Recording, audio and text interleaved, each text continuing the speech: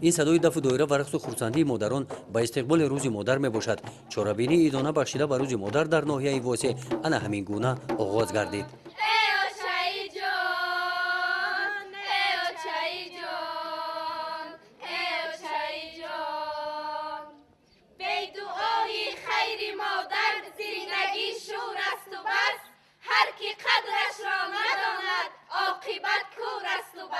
در جامعه دیدانه بخشیده به روز مادر از همه تشکیلات و مؤسسه‌های ناحیه نمایندگان زنان اشتراک نمودند. بخشیده به روز مادر رئیس ناحیه واسه زنان و مادران ناحیه را تبریک نمود و قید نمود که اساسگزار صلح و وحدت ملی پیشوای ملت پرزیدنت جمهوری تاجیکستان محترم امام علی رحمان در پیام خود قید نمودند که در دوره صاحب استقلالی مملکت تشبس‌های زنان دائم دستگیری یافته با مقصد عملی نمودن آنها تدبیرهای جدی اندیشیده می‌شوند. امروز بانوان در ساحه‌های معارف، تندرستی و دیگر بخش‌های اجتماعی قسم زیادی کارمندان را تشکیل کرده از شماره عمومی خدمتچیان دولتی 23% را زنان تشکیل می‌دهند.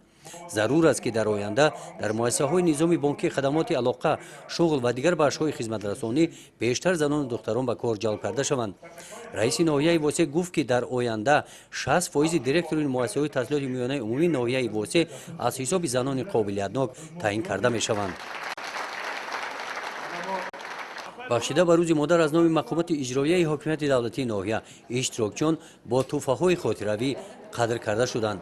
در قسمت فرهنگی چاره‌بینی کارمندان بخش فرهنگی ناحیه با سرودها در وصف مادر خاطر اشتراکچیان را شاد نمودند. در این روز بخشیده به روز مادر و استقبال جشن عید نوروز در جامعه دهاتی به نام عبدی وظف از جانب جمعیت دارای مسئولیتش محدود عمر راهبرش صاحبکار اسکندر شاه شریفوف مرکز خدمت رسانی مورد استفاده قرار داده شد. مرکز خدمت رسانی از نقطه‌های فروش سوزشواری، مغازه، آشخانه، مهمانخانه و تعمیر نقلات عبارت بوده 10 نفر ساکنان ناحیه صاحب جای کاری دائمی شدند. راستگپ امروز در ناحیه واسه باز یک خرسندی کلان در عرفه عید بانوان، عید مادران، یعنی هم نوروز عجم یک نقطه سوزشواری برای تمام مردم ناحیه واسه و منطقه کلاب ساخته به استفاده می‌آید و ما خرسندیم که همه گونه صاحبکارا شده که پیشوای ملت اساسگزار صلح و وحدت ملی جناب عالی امام علی رحمان در کجایی که سفر نکند باید درباره دستگیری کردن صاحبکاران خود میانه سخنرانی میکند. ما امروز به نداریم که همین گفته پرزیدنت محترممان در عمل جاری کرده شده است و یک نقطه سوزشواری در ناحیه واسه بنیاد گردید. این هم یک اقدام نیک میباشد.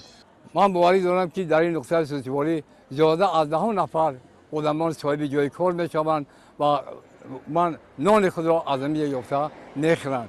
به حد من ندارم. من تاکید کردن و باز میگم که همه که صاحب کاران بیشتر باشند تا اینکه ناحیه را آباد کنند آدمان صاحب کار شوند، صاحب جای کار شوند، زندگی خودشون را بیابند.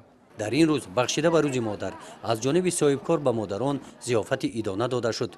گزارش خواجه نظریف خدای نظر ظهوروف از ناحیه واسه برای برنامه اطلاعاتی نوید.